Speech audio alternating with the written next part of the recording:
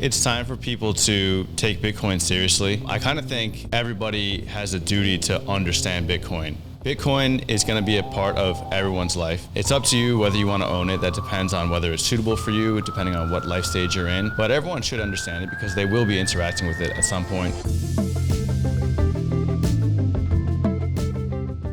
Today's episode is brought to you by Audius, the music industry hard fork. It's a decentralized music platform that connects artists and fans directly. Build communities together around music and earn audio rewards. Sign up and start earning rewards today. Yo, thank you guys so much for coming out. I appreciate you coming here to the Coinage studio. This is the only community-owned media outlet in crypto. The co-founder of Netflix is one of our backers, Joe Lubin. You guys just missed the founder of Ethereum. Joe Lubin was up here like 7 minutes before we started. Proof is on Twitter. But thank you guys so much for coming out here. Our whole idea is to host a little thing here, and then across the street, there is Barrow's Intense, a tasting room. We'll head over there. This is only going to be like 20. This will be a quick chat, what we got here. But thank you guys so much for coming out because this is actually one of our first live events. We have 100,000 subscribers on YouTube. We crossed that. We tokenized it. Anatoly tweeted it out. It kind of blew up on Solana. But we're here to talk about more than just that. We're here to talk about what's real in crypto. And so I'm going to have a quick chat with two friends that have, well, Jim hasn't been on Coinage yet, but he is now when he sits down in the chair. We've got the Chief Insurance Officer from Meanwhile here, as well as one of the smartest digital analysts I've met from Hedgeye, Ish Asad. We're going to kick this off. Thank you guys so much for coming here. Really appreciate it. Ish and Jim, welcome to Coinage.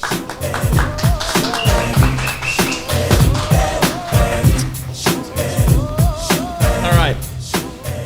This is a live recording, and this is going out. We simulcast to The Street, one of the largest financial news publications out in the U.S. as well. But Ish, I want to start with you because you actually called one of the collapses that we covered on Coinage.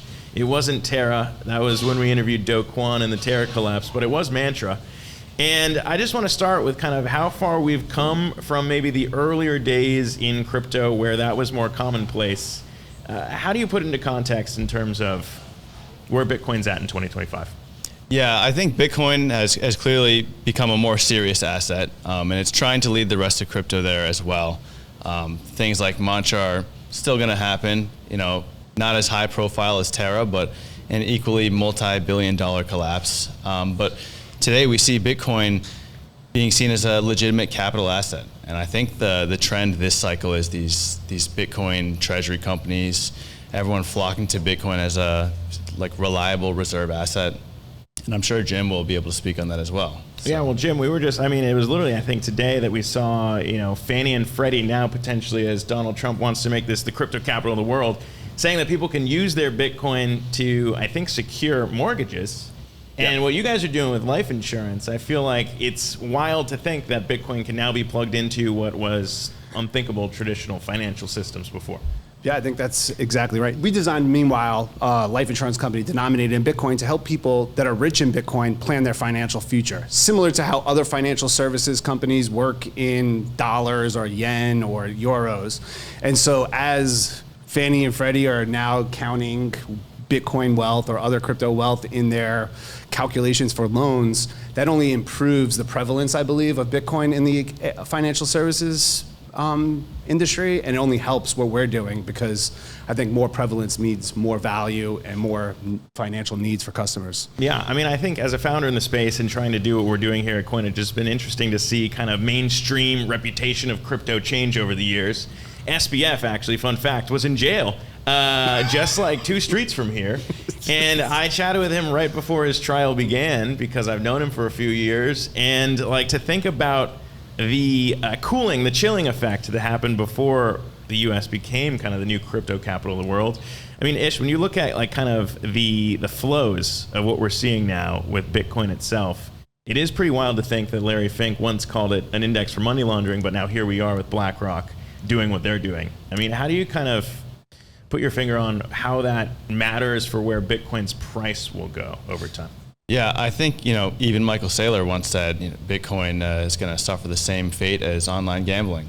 So clearly a lot of things has changed. It's become recognized as what it is, a safe, hard asset. And what does that mean for the future of Bitcoin's price? I'm not going to make any price predictions as a crypto analyst. That's not exactly what we do. But I think it's definitely going to be supportive for the upside.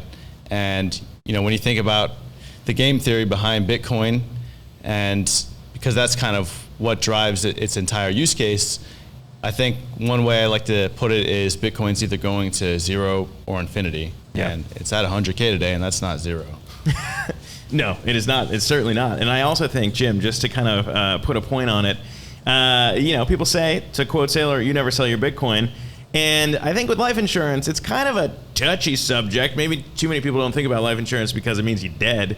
But like the idea of using Bitcoin-denominated life insurance is a very interesting thing because it's both tax. Well, I guess I don't need to sell it; it's your thing. But why should people think about what Bitcoin changes for life insurance? Yeah, so maybe I'll share kind of the origin story for a lot of our customers, right? They bought Bitcoin at very low cost basis, $0, $1, something crazy. They rode it all the way up and they went to go buy a house. And instead of the house costing 10 Bitcoin, it cost them 20 or 15 or whatever because they had to pay a whole bunch of taxes. That leads a lot of people to, well, how do I plan my financial future, incorporating taxes and other things that I care about in my financial future or in their financial future? And life insurance is a traditional tool that's used in this context every single day for people around the world.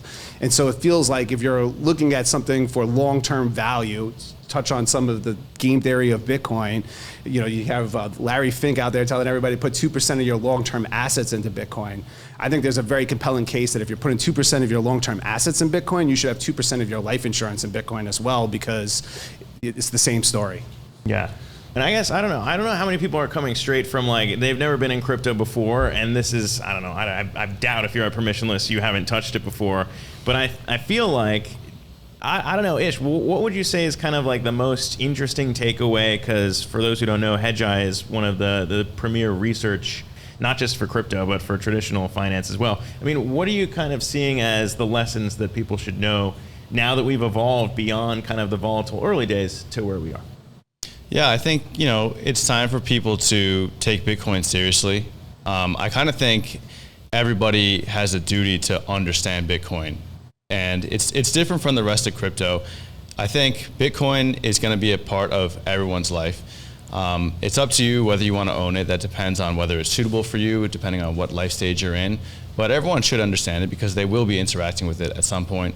The rest of crypto, I think that's kind of like, if you look back to the dot-com bubble, not that I was very old back then, you had a lot of things going on. If you wanted to build and make a company, that's kind of what the rest of crypto I see as today. Yeah. Whereas Bitcoin is a bit different, and it's going to be in everyone's life. Jim, last question to you in terms of, I guess, the key differentiators between, let's say, because I do own Bitcoin, and I'm sure a lot of this room does, why they should do Meanwhile over other life insurance if it's in Bitcoin. Well, if you're a Bitcoiner, the idea of turning Bitcoin into dollars to buy a dollar-based life insurance policy seems absurd just on the surface. But in general, we're helping people, that Bitcoin whales or Bitcoin holders, plan their financial future. If you have a large Bitcoin holding or a significant Bitcoin holding as part of your financial wealth, like you should consider how you're going to use that in the future to meet your retirement needs or other long-term planning needs. And I believe life insurance is a great product to do it. Well, I think it's interesting to see so many people now using Bitcoin crypto in different use cases. And so we definitely wanted to highlight kind of both what it means big picture and also what you guys are doing at Meanwhile. But Ish, Jim, thank you. And of course, we're all going to be moving across the street in a little bit too. So if you have more questions, you can hit them with those across the street. But Ish and Jim, one more time, thank you. Appreciate it, guys.